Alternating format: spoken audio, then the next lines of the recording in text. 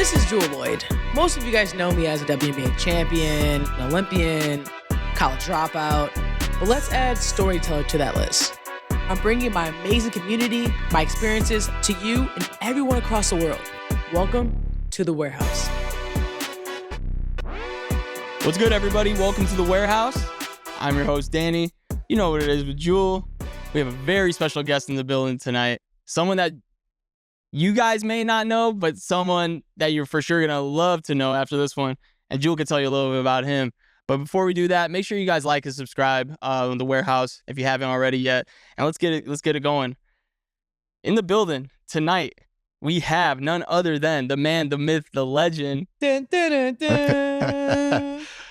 up?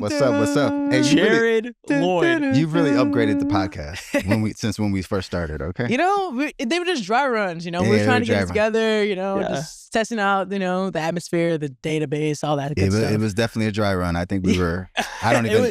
It was like the warehouse runs. Like, you got to start somewhere, exactly. Before you go into something like this. It's an upgrade. Yeah. Made him many words. Yeah. For those of you who might not know, this is the older big bro of Jewell Loyd. Let's just get into it. Tell me about one-on-one. Let's just get right into it. I told you I was coming in hot. Let's go right into it. One-on-one. Jarryd, Jewell. Okay, so at what age you do it? One-on-one. That's why I still go to the gym about three times a week and train at like 5 a.m. because I can't have her beat me. So it's not happening yet. It might happen. Whoa. Well, okay. Give me my one, please. She got her one. Okay, please. She got her one. So I went to school at Valpo University, played Division I basketball there. Shout out Valpo. And Jewell, I don't know, was maybe like 7th grade or something like that. I don't even remember. Big moment. I gave her. We played one-on-one at the first of all, it was the end of practice. Probably had ran like 20 sprints after the end of practice. It counts. And don't discredit me. She was visiting, and so we played to one point, and I was guarding her. And she literally took a dribble and lobbed it over her head, and it goes in. Nothing but net. That's her one win against me. I'm running around the gym like, let's go! Let's go! That's her one win. What's funny on my boy sleep? Oh my God. Oh my That's the God. one win she's got. I was hyped. So what's the record then? Oh my If gosh. it's one for Jewell, what's it for Jarryd? It's embarrassing. It's got to be shit. 101. Easily. I mean, it's embarrassing. It's god awful. But that one. But she's got one. That one. I'll give her that. That changed everything. He was so mad. Yeah. I bring it up all the time. When did you start watching Jarryd play basketball? In a sense of like, you watch maybe at the park, pick up or whatever, but when did you really was tagging along? Oh, I was always tagging along. I was that annoying sister, always tagging along. Like he would go to the park and I'm like, so annoying. Can you take me, please? Take me. Or what I actually How could you say no to that, man? Thank you. Oh gosh. I wanted to go to the park. He's like play video games or whatever. And I would go to my parents. I'm like, Mom, can Jarryd take me to the park? And then all of a sudden my mom would be like, Jarryd, take your sister to the park. He's like, Mom, I'm doing something. And he's like, take your sister to the park. Like every day. Later, I didn't know she would be a future Hall of Famer. So I guess it paid off. Mom had something to do with that, I guess. Every day. But I mean, honestly, like when you went to high school, that's what changed. I mean, like Ninos, Mark, all of us, we grew up watching them play. I promise you it was like watching the Bulls. Like it was unbelievable competition. And we would go and it would be standing only. I mean, it was just so loud. The games were like so intense. I mean, obviously I don't want to bring up old things, but like you guys versus Evanston was like insane. Like, can you go through the players you had to play against in high school? All of them, Gordon Watt. I think we played against Sean Dockery, like guys that were going, Sean Livingston, who else? Stacey Moraine. I'm trying to think who else. Chicago legend.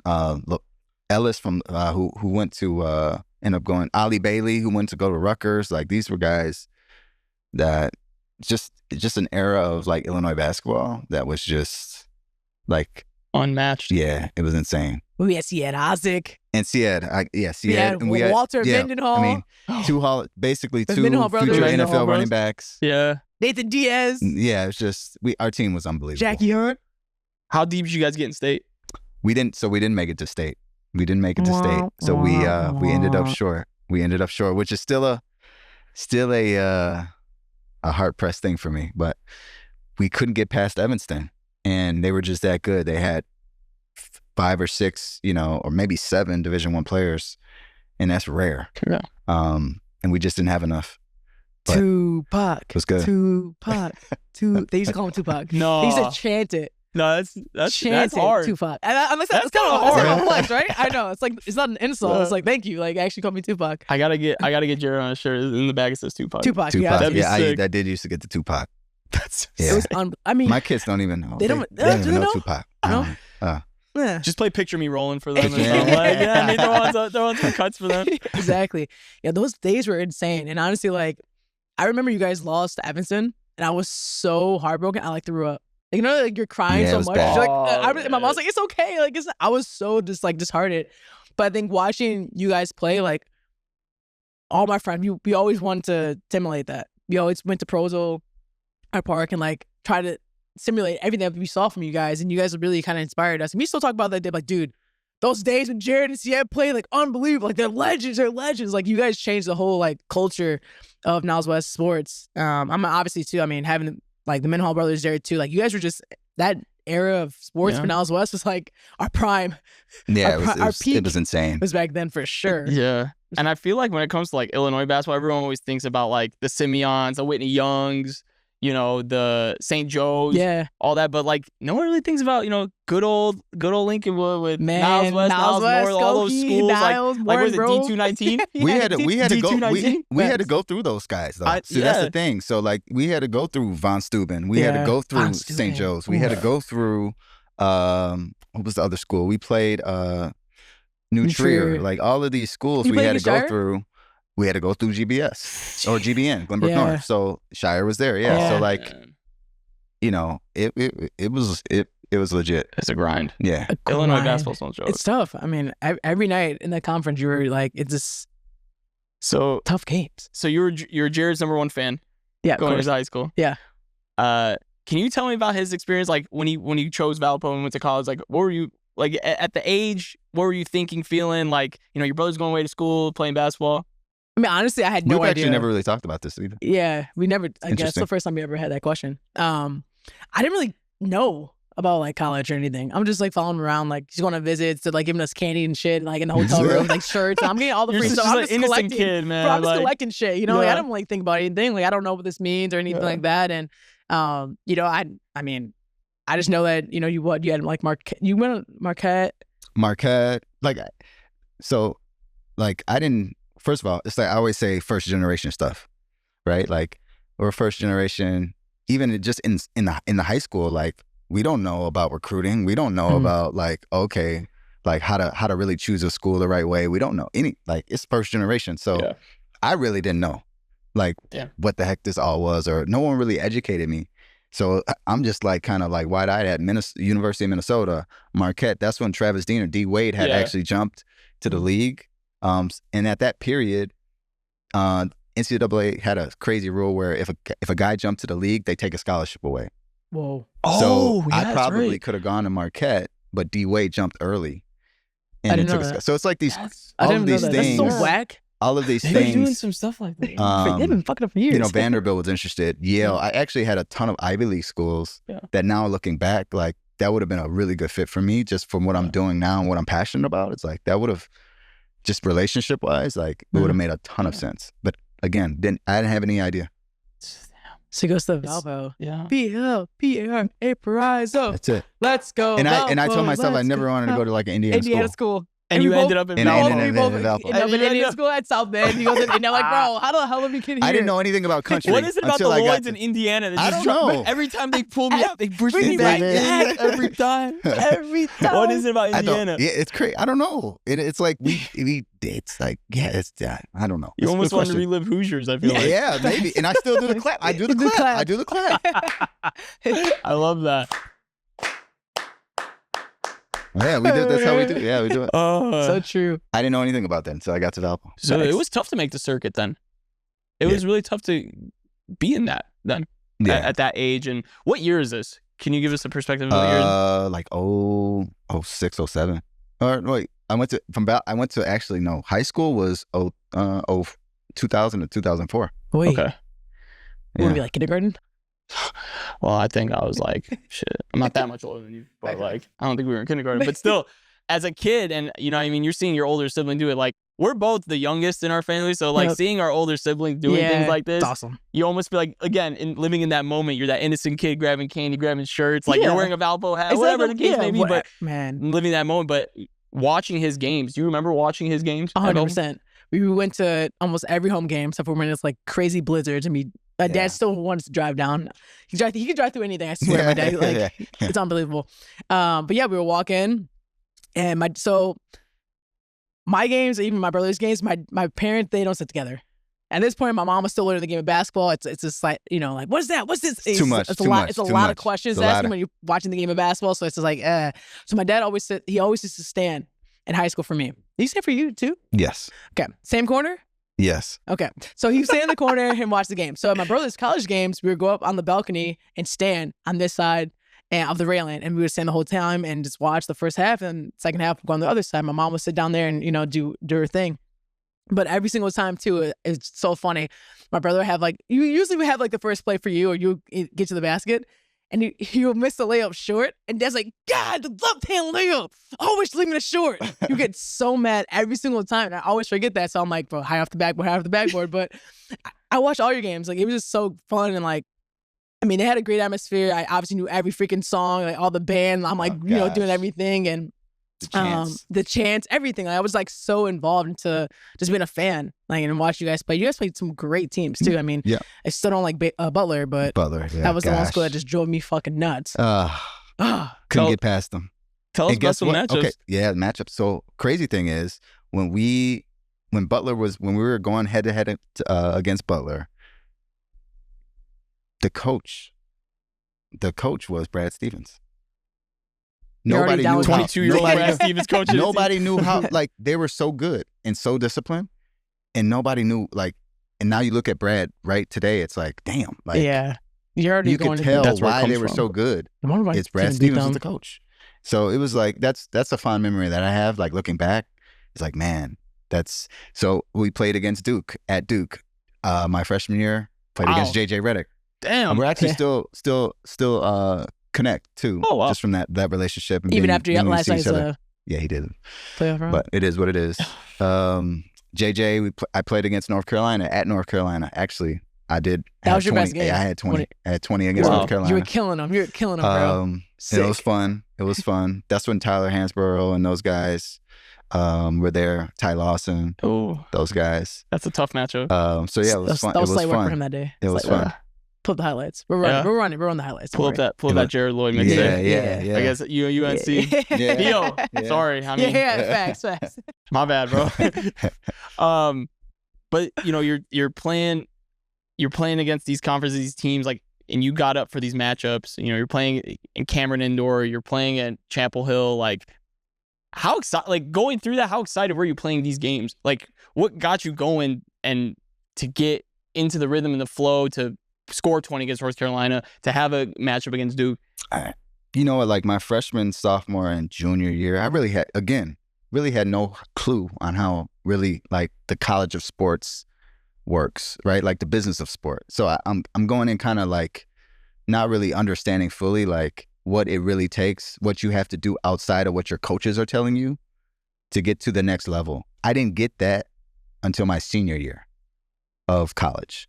So something clicked, and it sparked something, and then I had a game plan.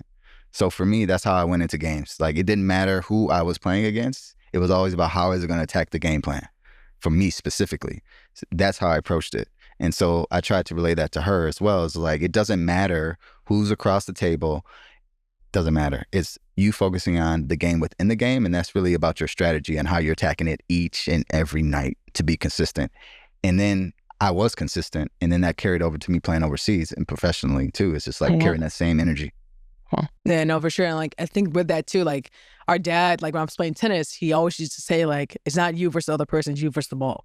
Like, it's just that you have that mentality. It's never about the other person. You make it about the other person, then you get emotional and all these other things. But if you focus on that, then you're able to kind of have a plan and just focus on the little details of not making those mistakes or whatever that is. So I think that's a good reminder too. Like, it doesn't really matter the circumstances. Like, it's you versus you every single day. Yeah, and you can take that to life.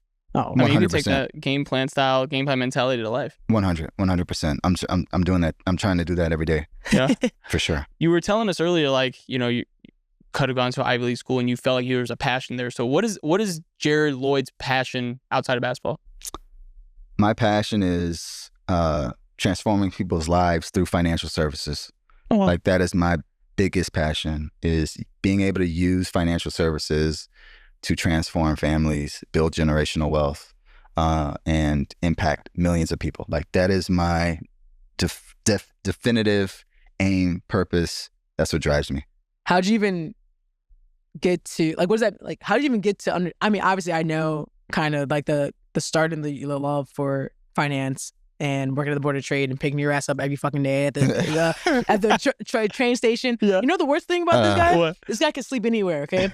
Like time It's a good skill to have, actually. The amount of time he missed his stop and had to go drive the other way was so annoying, my guy. Dude, like, Probably put in 16 hours of work and all. okay, but like I'm like coming from practice, I'm hungry, coming from practice, gotta pick him up, and then you know my dad to pick him up. He's like, this guy missed a stop again. Like we're all just talking about this guy. Come on, like it was unbelievable the amount of times he missed a stop. Hey, all those times he used to take you to the park. Yeah, Facts. right. All Exactly. those times you were tagging along. Exactly. So you did it on purpose. That's the role reversal right there. That's right. So how'd you even get into finance really, and like find out that you're? I mean, our family knew you were smart, but like we didn't think you were like a genius. Like we didn't think like, I mean, you know, like this guy's like straight A's like all the time, whatever. Except for I did get a higher score than you on the ACT did score higher than me on the ACT. Thank you very much. You know, And that's yeah. take the wins if I could get them. Like talk about your kind of journey with finance. Well, we grew up in an entrepreneurial home, and my dad, you know, that's what he always taught us. You know, you gotta have things for yourself. And so I took that to life, and just watching him go through. Well, first, I didn't want to do what he did. Let me rewind. Sorry. I didn't want to do what the hell he did. So I was like, I can't do this shit. Oh, manual labor is not manual labor. Cleaning. So my dad had a janitorial business. Okay. And he would go clean. He started cleaning more like Kmart's and all this stuff. And then because he had a family or whatever, started to scale down and just started to clean like multifamily units. And we had to go to the hood to do that. Okay. I'm talking like west side of Chicago, like seeing some different shit. Yeah. So, yeah. And I'm like, he used to, I have to go every summer.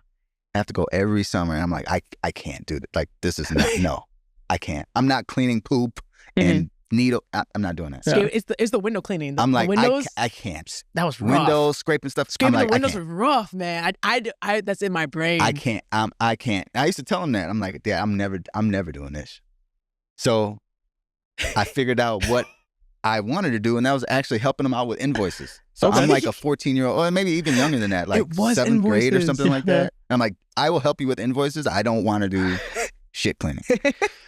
And True so story. he's like, all right, I need help with invoices. So I help him with invoices. I'm sending them off because he didn't really know how to use a computer like that. So I figured it out, and I'm developing invoices. And I always had a love for just understanding like stocks, investing, like figuring that out, because our family, although they were educators, they really didn't know a ton about investing at all. So I wanted to figure that out, okay, how can we grow generational wealth? And that's what a passion for me. So I was looking at stocks at like 15, 16, trying to buy Abercrombie. You know what I mean? Oh my gosh, I'm like, man, Abercrombie, I see something. Okay. So how do I buy it? So Side note to your Abercrombie thing. Yes. He worked for Abercrombie. He was a model for Abercrombie. Okay. But what I used to do at Old Orchard, oh, he damn. worked at the one at Old Orchard. Me and my friends would go. By the way, guys, an outdoor mall, and they got a great steak and potato there. That's amazing. Me and my friends would go, and he's done folding all the clothes and unfold them all, and then leave. Terrible. Every single time he worked. All the time. That. Continue. So yeah, they used to do that, which was annoying. But yeah, and then for me, always had a passion, like I said, for learning investing. And then I got an opportunity to be mentored by someone. And that brought up, and actually that's when I was playing professional basketball internationally. Got a great mentor, and I saw something, and I'm like, I'm in the wrong business. That's how I thought. I'm like, I'm in the wrong business. And that experience got me to the Board of Trade. I started to learn about like financial derivatives and hedging and hedge funds and all this stuff. I'm like, whoa, it's a whole different like intellectual mind game. Oh wow. So how long was your professional playing career then? So I played 4 years. And you felt like you discovered the passion for finance to take over basketball. Like it was definitely clear cut. I'm doing this over hooping. Yes. It wasn't even. It's quick. Even if you could have had a 15-year career playing overseas or potentially in the league or anything. No, I'm not saying. Well, let me back up. My mindset would have been like, okay, let me make these millions if I was playing or I got an opportunity to play in the league, but I'm reinvesting that. Like it wouldn't have been. It wasn't like I love basketball and I still do. But it was the training aspect of it. It wasn't even like, it was getting to a different level. It wasn't like a pure passionate love like I have for finance. Yeah, no, that's true. And I think like with where we started from and where we are now, like I think it's very important to think, because I actually had someone brought up to me like, oh, like, you know, you come for money. I was like, no. I don't come for money. Like we have our parents worked their ass off to get to where they are and provide for us, but we didn't come for money. We weren't trust fund kids. Like the best thing our parents did was put us in opportunities and situations to be successful. And I think that's something that people don't always understand. Like it's easy to look at our lives and like, oh, we went to, you know, Notre Dame, went to suburbs, we live here, we have nice cars. But like, no, like the sacrifices our parents made, like that's what made us work harder and get out of our situation and to try to be the first to do X, Y, Z. But like, you don't have to come for money to be successful. Like you just need a plan. You need certain opportunities to kind of open up for you. But that's probably the biggest thing our parents did for us is allow us to be exposed to a lot of different things. Like whatever was going on, my mom was going to take us downtown to understand what art was, right? Like plays and opportunity, all these things that, you know, a normal quote unquote Black family doesn't do. Like she was making sure that we were educated in all realms, whether it was a 5-minute video here or a 10-minute video here or anything. They made sure of that, which allowed us to think outside the box. Because like, you can't think outside the box and you really can't grow, right? And so that was the best thing our parents did. And probably, I mean, even though we hated going down and working with dad, like that was probably the best thing he allowed us to do, is doing that, to see like where people actually are and living, and the culture there is different, and us having this whole different mindset, and then allowing us to be like, hey, this is what we for sure don't want to be doing. Like for sure, capital, like we ain't doing this, to allow us to work hard for the other things that we were able to get in our life. That's a great point. It's you got to be cultured. Yeah. I mean, that's just, it's so important, you know. I think just getting a diverse opportunity to look at different things. And I mean, actually, Charlie Munger and Warren Buffett, they speak on this a ton, just in terms of, you know, having a different and a broader kind of landscape and view on different topics, whether it's science, biology, like all of these things can help you become whether it be a better investor, a better parent, like understanding a broad base of information, like it helps. Who's your favorite rapper? My favorite rapper? Ooh. I don't know why you're hesitating right now, bro. Rick Ross. Every day we're hustling. That's his favorite rapper. I'll say Rick Ross. Rick Ross' favorite rapper? Yeah. Well, yeah. I like Rick. Yeah. Shout out to Rose. Yeah, Rose. That's his. You got a favorite mixtape or album from Rick Ross? I don't do albums, man. I like songs. Okay. You know what I mean? Like, yeah, every day I'm hustling. That's one. You put that on? He knows every word. That's a mantra. Now, would you like him But being... that's a mantra, But him being like how we know he is, like suit and tie. You put Rick Ross on, man, hats to the back, like he's there. You give him a hookah bar. Let's go. Hey, it's a different Jarryd Loyd right there. You got to diversify your portfolio, boss, for your life. Yeah. You know what I'm saying? Like, you got to do both. Oh man. Jay, can you talk about, I guess like our relationship? Like, when did you know that I was gonna be like a pro? You know, like I always ask these people, because I don't know. I was kind of going through life, but like, when did you like? I mean, we have great stories. I mean, I'll tell a story after this, but like, when did you? Well, Dad kept telling me, you know, but I'm kind of like I'm not following, you know, like 5th grade basketball. You know, like I'm doing what I need to do. Yeah. And then I think Steve Pratt, you know, I kept running into him. He's like, hey, your sister. You know, I'm like, oh, okay, yeah. But I think what happened for me was I used to take her to. I used to play with the Chicago Sky or have practices. I don't know why. I don't even know why I was going, but whatever, I was going. He was. And I used to take her because thinking ahead, I'm like, well, I just need to see where she's at, you know, and that she's gonna have preparation just in case or whatever. Just good. And she I used to take her to practice with the Chicago Sky against some of the best players in the world at that time, and she was scoring 30. So for me at that point, I'm like, yeah. Head up, bro. But thinking ahead too, my strategy was I already knew that she was, because of her age, she was born in October. So October 5th. So I knew that the WNBA had this funny rule about being able to jump early because of your age. And so I was kind of like already pre-planning for that, because taking her to the Sky practices, and she was killing. So I'm like, all right, I would have more confidence as her advisor advising her to make the leap instead of just blindly saying without any data. So that's how I looked at it. Very analytical. Yeah. It's like a science experiment. Jarryd's in the lab always. Always in the lab. So you realize when Jewell stepped on the court against Sky players, was there like a level, you saw like a confidence in her, or is it just her pure skill? Like you saw her drop 30, but like just because she had 30 doesn't mean she was going to be a pro, right? But how did you know from that moment on? It wasn't even, she didn't even know what she was doing, and it was averaging 30. Damn. That was the thing. It wasn't a confidence thing. It was just, she was that good. And not even like, we always say this. I think I had I was getting interviewed about her or whatever. I think it was 3 years ago. And, you know, the interviewer was like, man, da-da-da, and kind of like explaining who she thought Jewell was. And I'm like, I had to pause. I'm like, out of 10 right now, I think my sister's like a 5. And I said that dead blank because I know how good she can be. Yeah. Like she hasn't even, for me, she hasn't even reached her full maximum potential. Like wow. I know that for a fact. Wow. Yeah, I know it for a fact. And I'm confident saying that. Like right now, she might be at a 7. That's passing. Yeah. I mean, if she hasn't scratched the surface, God, what's it going to look like when she finally like... No, really. Facts. She finally grabs, like, you know, she's taking over the league at that point. If she's already this good at it, 6.5, 7, as you just said, what is Jewell going to look like at a 10? Sometimes this is about, and I'm learning this too, is as I'm speaking this, like it's for me too. Like sometimes it's just sometimes it's just timing, sometimes it's just focus. A lot of it is just focus. You know what I mean? And then as life happens, like sometimes you get in a box.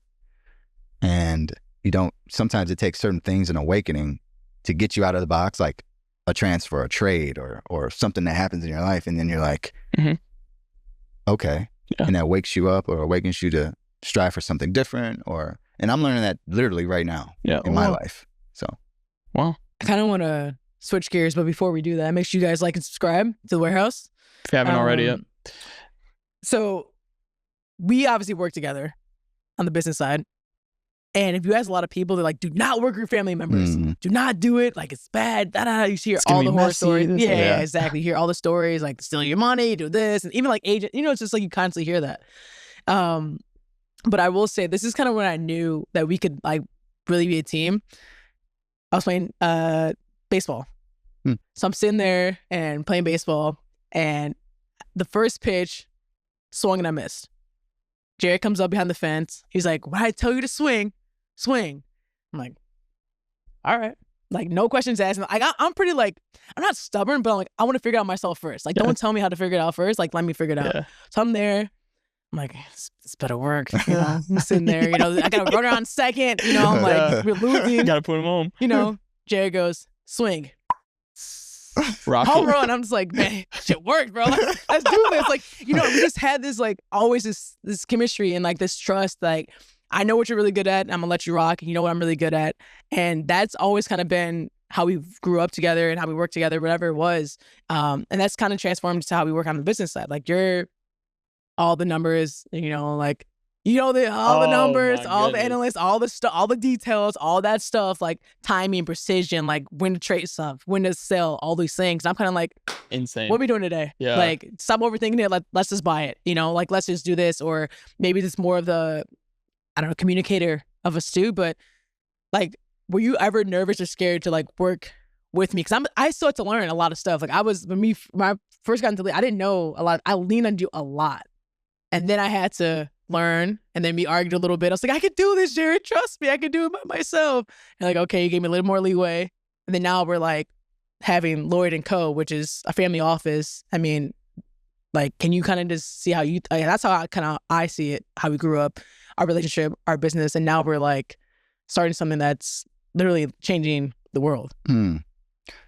Yeah, shit, that's deep. I didn't know that had that large of an impact on you. That's awesome. That's like, cool. Home run. All right. Yeah. It worked once. All right, cool. Like, now what can we do? Yeah. That's cool. That's awesome. I was not scared because I prepare, but more so like it's a lot of weight. Mm-hmm. Like, I don't think people sometimes realize that, like, how much weight I carry, because that is my sister. On top of, like, everyone knows the track record of athletes and mismanagement, and then your family, and like, that's a lot of weight that I happily take, but it's still a lot of weight. Yeah. Right. Definitely. So, I think the first, I don't know if you remember this.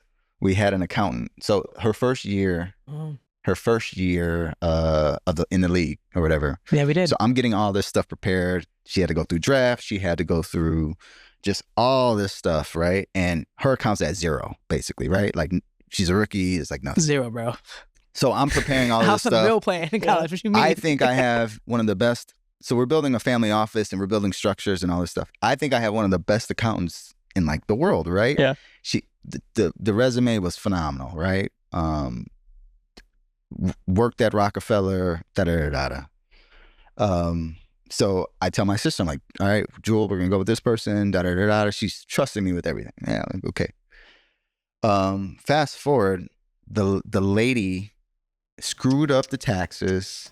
Bro, Screwed up. It was a disaster. And now I'm starting already at 0. And now you at negative. Now I'm at negatives. And now she's owing to. And now I'm like, I gotta tell her this. You know, she's trusting me with this. And so I remember the day I call her. I'm like, and I call her. I'm like, you know, it wasn't a text message. I call her. I'm like, Jewell, this is what happened. And she's like, that's it. I was like, okay. So her way of just saying, like, okay, like, don't worry about it, was like, okay. Well, I had nothing to start with, You know, so I'm it's like, like, at this all point, I'm doing the same shit. It's okay. You know, You're I'm back at to square 0, one, so I might as well keep doing, like, going to the gym. Like, I got per diem, so I'm like, all right, like, we'll make it work. But that to me was like, all right. I feel like that's a good dynamic between older and younger sibling, though. Mm. You know, you're like you said, like back into your college days, right? It was hard to make a circuit because you were trying out everything. You know what I mean? And unfortunately, sometimes it's like that. But then now you're showcasing, you're building that foundation, that road for Jewell. And now she's repaying you back, like the times you picked them up and all that kind of stuff. So I feel like that's a great and amazing family dynamic to have, especially when you guys trust each other, work with each other like that. Yeah. You know, you guys are so open with each other. It's amazing. Yeah, it's a margin of trust. Like, look, I try my hardest. That's all I can do to provide the effort and communication. But there's a margin of trust that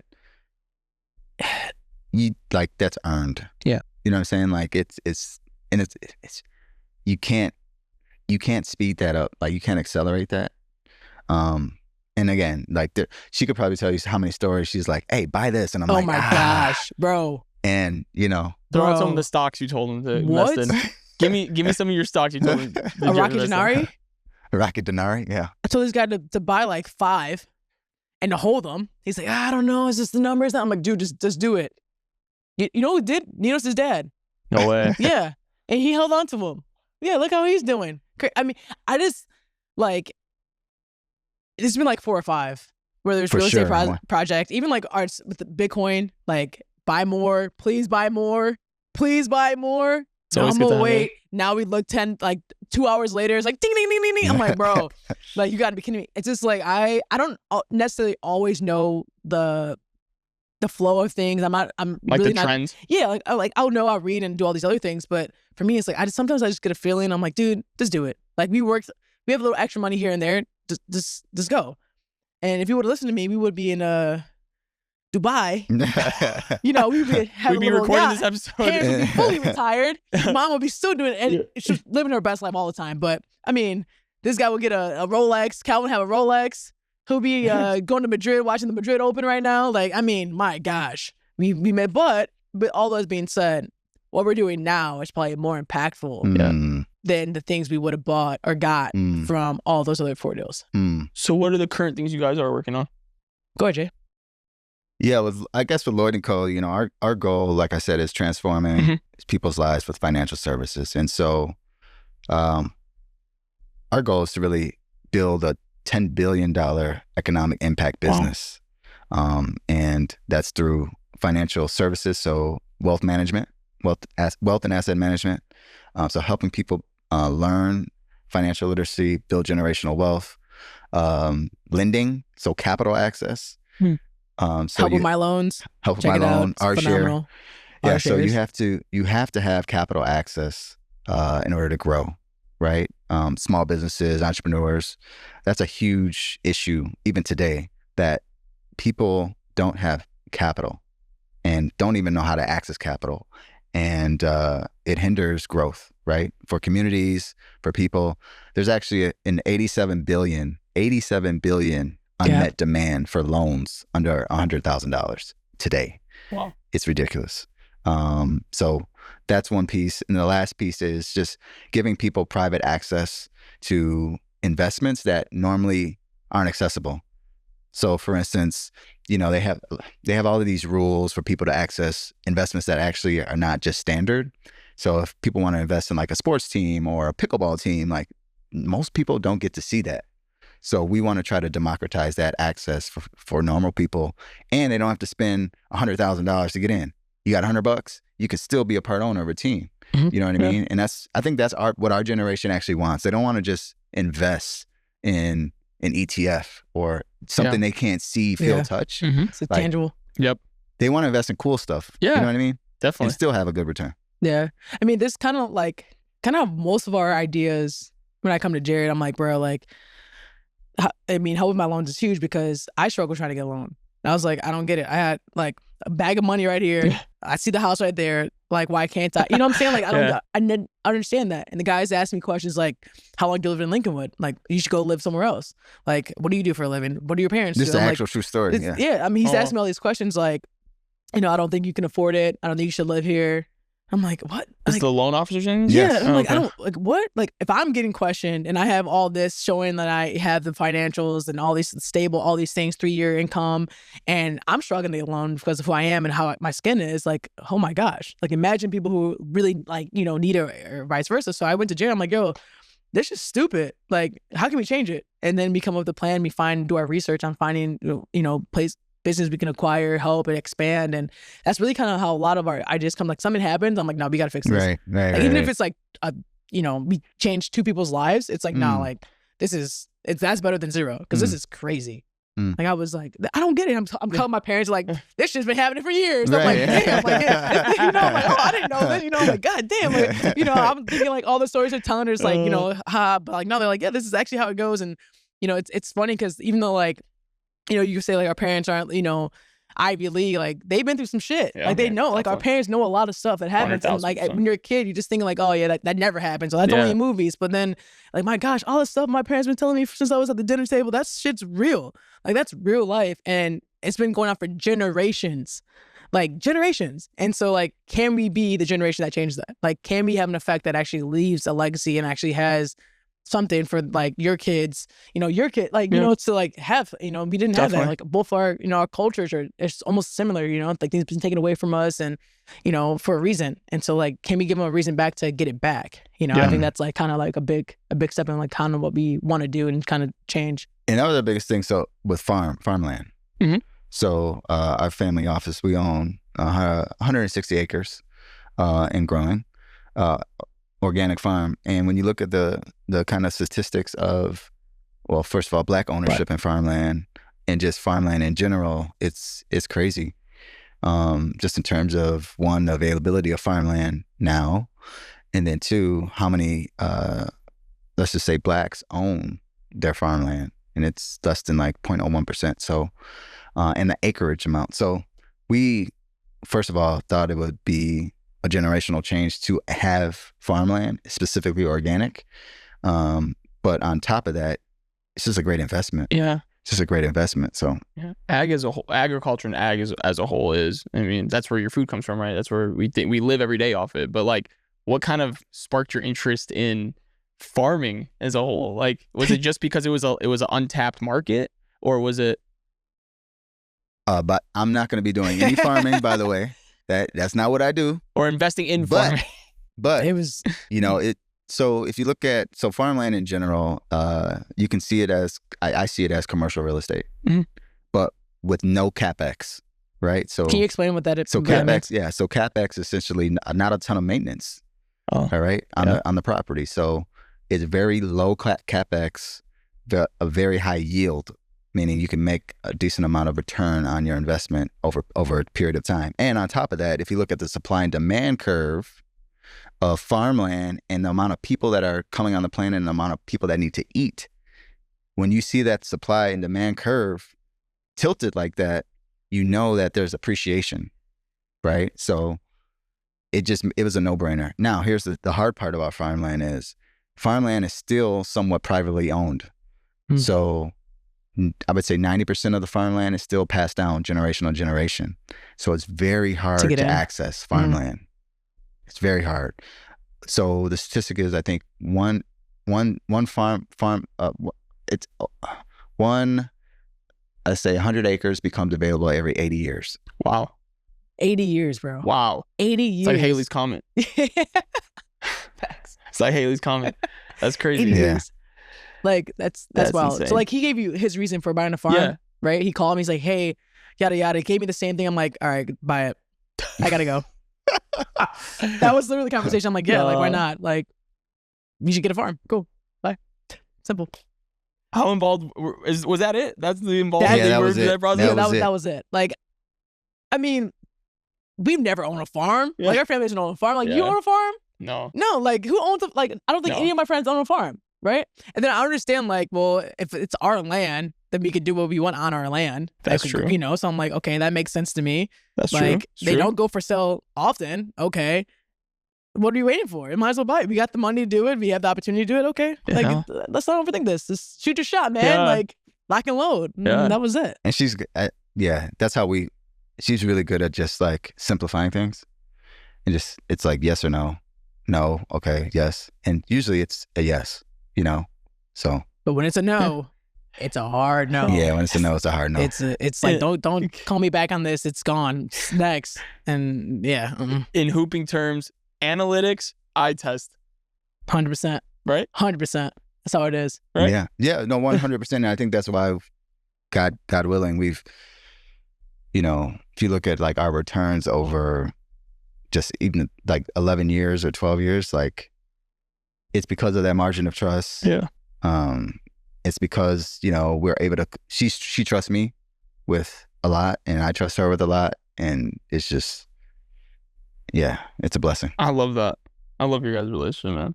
It's just like how it is, older and younger siblings. It is. And, we go through a lot of stuff, a lot of ups and downs, a lot of tears, a lot of screaming, a lot of rollerblades being taken out, a lot of broken wrists. Do you want to elaborate on the story, or am I just getting the... No, I don't want to elaborate. Yes, Jewell, being a daredevil, the daredevil she is, I'm like 10 in the house by myself. You're not 10, because that means like I'm not even born, bro. Like, you were like... Well, how old was I? I don't know, 14 or something like that? 15? Mom, 15? how old was he? I had to be 15 or 16. High school? Oh, I was, okay. You guys be in high school. 15 or 16. I have to watch her again. My parents, I don't even know where my parents were. No, Mom was home, but she was... Because you came... Mom was home. She was probably doing laundry or cooking or something. We told her not to go on the skateboard. Don't go on the skateboard. Nobody knows where she is. All of a sudden, I look in the doorway. She's on the skateboard going down, because we had this long, like narrow sidewalk or whatever. It was like this, and it got skinnier. So yeah, you're right. We did have that. And of course, she's on the skateboard. She falls off, flips off, breaks her wrist. I'm like crying, because I'm like, oh my gosh, she's running like this to the door. Mom! And I'm Jarryd like, comes oh outside. my gosh. He's crying probably harder than I am. Oh, man. He's like, what do I do? I had no idea. What do do I do? I was like, Horrible. call mom, get mom. That wasn't the first time, by the way. Facts. That was, so you want to be on camera for this? Come on over here. Come on. Let's bring him on. Calvin, We got- Calvin, Calvin, Calvin, Calvin, Calvin, Calvin. Let's go. He comes out here. Where's my real legs? Pop a squat. All right, Pop a Dad. squat. So that was the second time I broke my wrist. Okay.